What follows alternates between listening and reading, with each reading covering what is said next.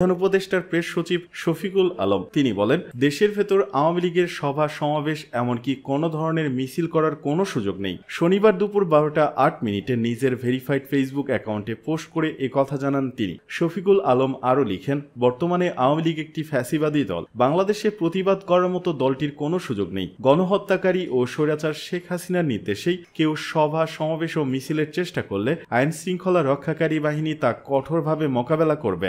অন্তর্বর্তী সরকার কোনো সহিংসতা বা দেশের আইন শৃঙ্খলা পরিস্থিতি ভঙ্গের প্রচেষ্টাকে বরদাস্ত করবে না বলে হুঁশিয়ারি দেন শফিকুল আলম। বাংলাদেশে ধর্মীয় স্বাধীনতার প্রতি সম্মান দেখতে চায় যুক্তরাষ্ট্র।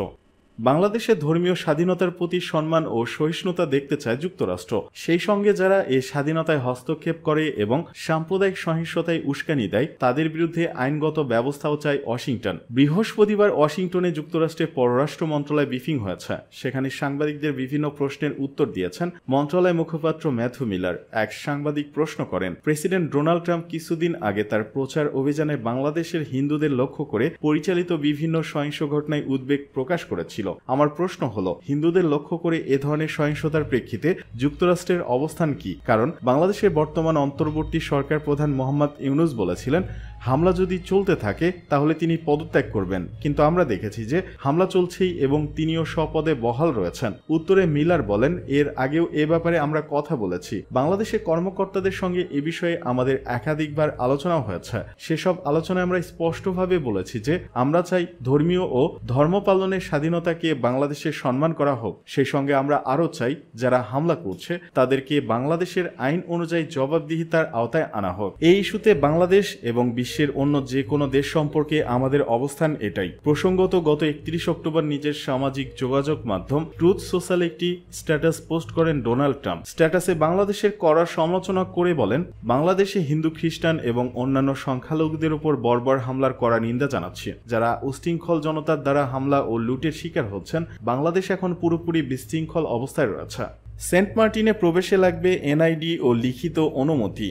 সেন্ট মার্টিন দ্বীপ ভ্রমণে আনুষ্ঠানিক কোনো নিষেধাজ্ঞা নেই, কিন্তু দ্বীপের বাসিন্দা ছাড়া সেখানে কেউ বেড়াতে যেতে পারছেন না। নভেম্বর মাসে পর্যটকরা যেতে পারবেন, তবে থাকতে পারবেন না এমন ঘোষণা থাকলেও দ্বীপ ভ্রমণের সব ব্যবস্থা বন্ধ রয়েছে। দ্বীপটির বাসিন্দারা জানিয়েছেন তাদের আত্মীয় স্বজনরাও বেড়াতে আসতে পারছেন না। অন্যদিকে সরকারি ভাষ্য অনুযায়ী নভেম্বর মাসে সেন্ট মার্টিন ভ্রমণে বাধা থাকার কথা নয়। এদিকে যাতায়াতের জন্য এখনও সেন্ট মার্টিন রুটে পর্যটকবাহী একটিও জাহাজ চলাচল শুরু হয়নি। স্পিডবোট চলাচলও বন্ধ রয়েছে। গত বছর জানুয়ারিতে মিয়ানমারের রাখাইনে সংঘাতের কারণে বন্ধ হয় টেকনাফ রুট। পরে ইনানি সৈকতের নৌ জেটি ব্যবহার করে সেন্ট মার্টিনে আসা যাওয়া করত পর্যটকরা, কিন্তু ঘূর্ণিঝড়ে ইনানি জেটিও ক্ষতিগ্রস্ত হয়, সেখানে জাহাজ চলাচলের সুযোগ নেই। এদিকে যাত্রীবাহী ট্রলার বা সার্ভিস বোট চলাচল করলেও ভ্রমণ করতে লিখিত অনুমতি লাগছে। সেন্ট মার্টিনের বাসিন্দা ছাড়া কাউকে ভ্রমণ করতে দেওয়া হচ্ছে না। দ্বীপের অধিবাসী কিনা নিশ্চিত করতে জাতীয় পরিচয়পত্র দেখিয়ে ট্রলারের টিকিট বিক্রি হচ্ছে।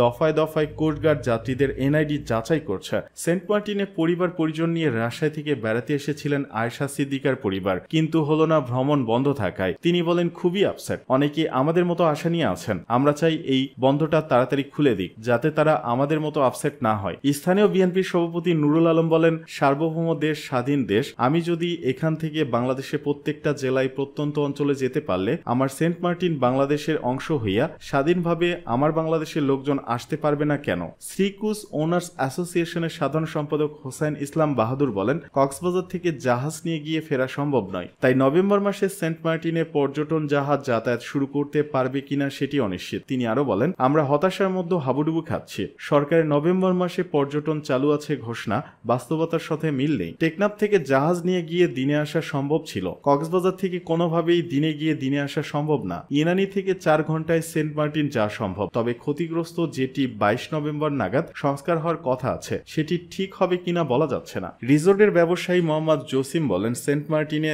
দ্বীপের 10,000 মানুষের জীবন ও জীবিকা এবং পরিবেশ দুটোই সমান গুরুত্ব দিয়ে পদক্ষেপ নিতে হবে, কারণ 2 মাস পর্যটন দিয়ে আমাদের 12 মাস চালানো সম্ভব নয়। পর্যটক যদি না আসে আমি তো উপোস থাকতে পারবো না। মানে এমন একটা পর্যায়ে চলে যাচ্ছে যে আমাদের এই দ্বীপ ছেড়ে চলে যাওয়া লাগবে। এ বিষয়ে উপজেলা নির্বাহী কর্মকর্তা মোহাম্মদ আদনান চৌধুরী বলেন, পর্যটন পারপাসে এখন অনুমতি দেওয়া হচ্ছে না। এখনো কোনো এনজিও কর্মী গবেষণার কাজে কিংবা সংবাদ সংগ্রহের মতো জরুরি প্রয়োজনে যারা যায় তাদেরকেই কেবল অনুমতি দেওয়া হচ্ছে। এ বিষয়ে পরিবেশ উপদেষ্টা সাংবাদিকদের বলেন, 41 প্রবাল ক্ষয় হয়ে গেছে। এটা হচ্ছে জাতীয় পরিসংখ্যান। আন্তর্জাতিক সকল গ্রহণযোগ্য জার্নালে বলা হচ্ছে এভাবে চলতে থাকলে 2045 সালের মধ্যে সকল কোরাল ক্ষয় হয়ে সেন্ট মার্টিন দ্বীপটা ডুবে যাবে। তখন তাহলে পর্যটনটা থাকবে কোথায়? তিনি আরো বলেন, সেন্ট মার্টিনটা বাঁচাবো, একই সঙ্গে পর্যটনটাও বাঁচাতে হবে। পর্যটনটা আমরা কিন্তু নিষেধ করিনি,